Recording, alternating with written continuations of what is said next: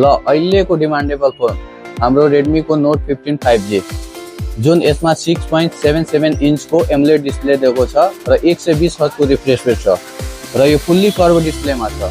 5520 mAh को battery आउँछ, यसमा 45 वाट को फास्ट चार्जिङ पनि छ र यसमा स्न्यापड्रागन 6 Gen 3 पनि दिएको छ र यसको ग्लास पनि गोरिल्ला ग्लास 5 पनि यसमा सपोर्टेड। ब्याक क्यामेरा 108 मेगापिक्सल को छ र अल्ट्रा वाइड 8 मेगापिक्सल को छ, 2 मेगापिक्सल को माइक्रो पनि छ र फ्रन्ट चाहिँ तपाईको 20 मेगापिक्सल को दिएको छ।